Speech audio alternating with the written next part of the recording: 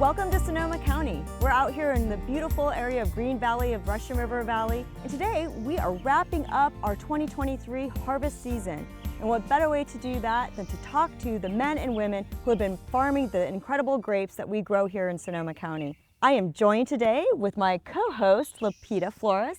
She is going to help me translate. So this is also our first bilingual video. So let's meet some of the folks that are here with us today, and we'll just kind of go around and meet everyone. I'm Tyler with Redwood Empire Vineyard Management. I'm with Pablo, one of our foremen with Redwood Empire Vineyard Management. Pablo's been with us for over 25 years. We farm over 20 different varietals in all appellations of Sonoma County.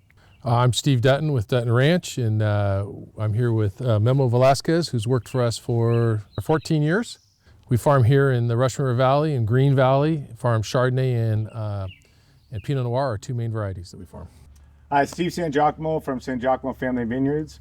I'm here with Ricardo Morales, who's worked for our family for over 17 years. Our family farms in the Sonoma Valley, Carneros, Petaluma Gap, and parts of the Sonoma Coast. And we farm primarily Chardonnay and Pinot Noir. My name is Matt Vogensen with Bevel Vineyard Management. I'm here with Maria Hernandez, one of our integral team members out in the field. We just finished up harvest as well. We farm in all appellations of Sonoma County, totaling about 1,300 acres. Maria, Matt, welcome. We should just note, Cooper the dog is hanging out here from Bevel Vineyard Management, so you might see him running in and out. And he's pretty dang cute.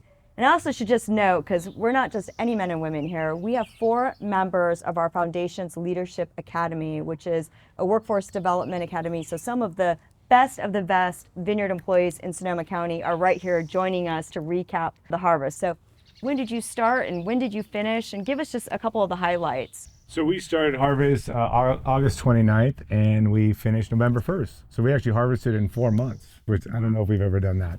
But it was a great harvest, as we'll talk a lot today, is long, cool summer, which allowed for amazing hang time and phenolic development with the skins and seeds. And then we got 2 heat spikes that I like to say made the vintage, and in September and October that got all that brightness that makes the California Sonoma County grapes taste so good. So we're very fortunate in Mother Nature. Yeah. Ours was excellent. We had a great harvest. We started on September 1st, finished on November 8th this year. Actually, it was a record harvest for us, picked more tons than we've ever picked, which is very fortunate after the last several years we've had. ¿Quieren que les diga sobre la pizca? Para mí la pizca este año fue un poco tarde. Tengo, como dice Tyler, con 25 años piscando, y pienso que es el año más tarde que hemos empezado. Why do you think it was such a late start? And we were in a drought prior to this past winter in 2023. Yeah, so this year the harvest or the year started with a wet winter, a very cool spring. Pushed back our bloom dates, which pushed back our harvest dates. Bloom really sets the time clock. So we had a late bloom. With that wet winter, some of the varietals were very bountiful, like Chardonnay, Grenache, Merlot. And then some varietals we came in average to maybe a little above average with Cabernet. So, comentaron que fue una de las cosechas más grandes. ¿Qué creen que haya causado que creciera tanto la fruta? Sí, la verdad sí sacamos más cantidad este año. Yo siento que antes usábamos un tipo de bordón, se le nombra, ¿verdad? Y ahora cambiamos muchos ranchos, los hicimos de nueva guía, cambio de guía. Y yo siento que eso es lo que hicimos, reproducir más el temporal. That was definitely one of the reasons why our crop was more this year than we've had our pruning strategy, which was a lot from Memo seeing the light crop we had in other years, helping us decide to do that. And then the other thing that happened was having a cooler August and cooler September. We saw very little shrivel or raisening in the Pinot Noir crop, and that's what really drove up some of our tonnage. And Dutton Ranch farms primarily Pinot Noir and Chardonnay like San Giacomo. So Steve, Ricardo, did you have sort of a similar experience with crop size? And then we haven't even talked about quality yet, so we're kind of saving the best for last of that. Para mí este año estuvo un poco mejor que el año pasado sufrimos por el agua, no tenía bastante agua, este año había bastante agua, entonces se les pudo echar más agua a las matas y las matas, la uva pues creció un poco más. A mi ver pues en unos bloques porque el año pasado no había bastante fruta en unos bloques a falta de... With Ricardo's points right on, I think going into this with the cooler spring to set, there's actually a lot of shatter we were talking about. So there's initially going into the summer, it's going to be a pretty light crop. But with the cool summer, the berries are able to size more. And I think what Ricardo said, there's a lot of moisture in the soil, and that always allows the plant to take up that moisture and kind of size berries, and I think that was a key contributing with the wet spring we had. Comentaron que fue una cosecha más extensa, no había tanta presión para cosechar la uva más pronto.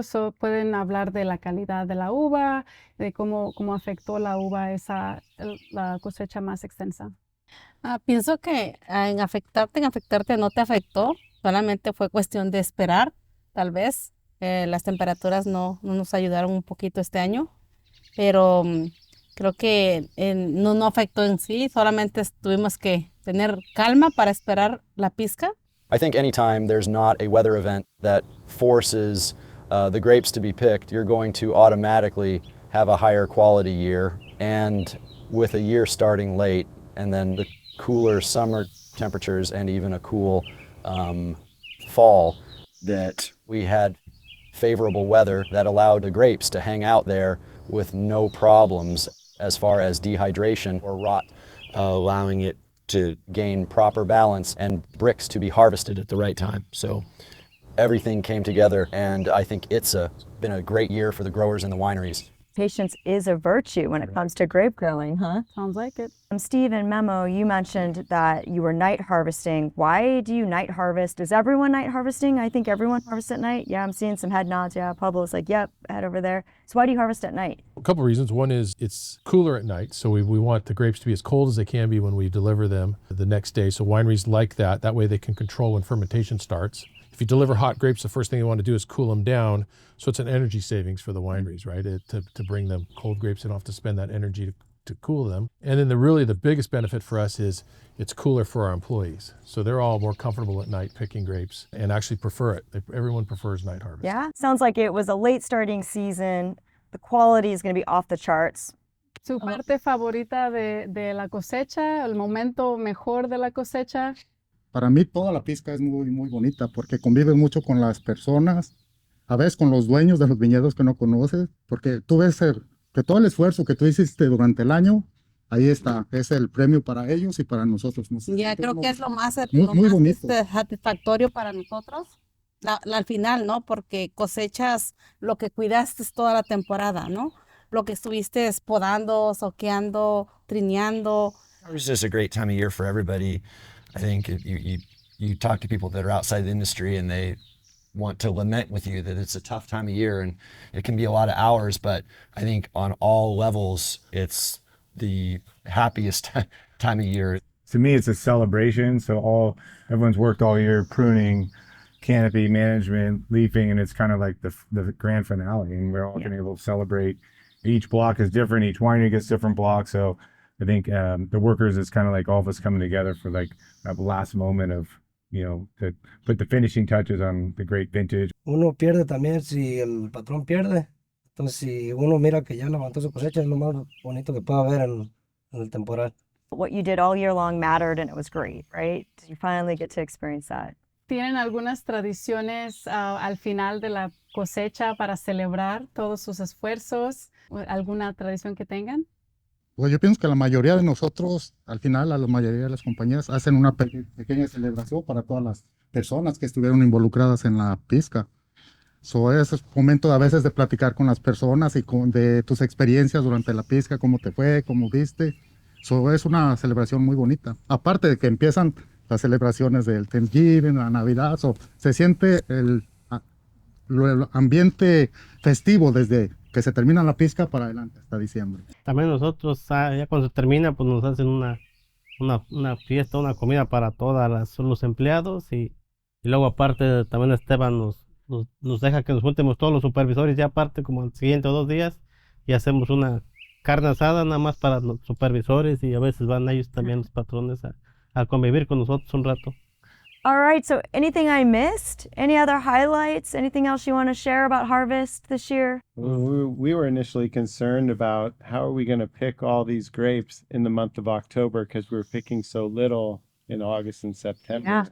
I have to say we had a great collaboration between all of our people, our crews, our truck drivers. Everyone worked very hard and worked hard together to bring it all in, and it was a very successful harvest. We heard it from the experts. I don't know how we get better information than going right to these ranches and the folks that were actually farming the 2023 vintage from around Sonoma County. A late start to harvest, but they would probably say a little bit more back to normal start in terms of what an average start time was. We've just been seeing early and earlier starts the last couple of years, and I think last year was our earliest start on record. So 2023 was going to feel late even just by being more normal. So I think we're a little above average in tonnage, and as you heard from everyone, the fruit quality was absolutely excellent. And when the grapes get that chance to take their time to ripen slowly on the vine, we know that that produces some of the best fruits. All right, so I just want to thank all of our guests today, our guest farmers. And do you know what? As we like to say in Harvest, that's a wrap.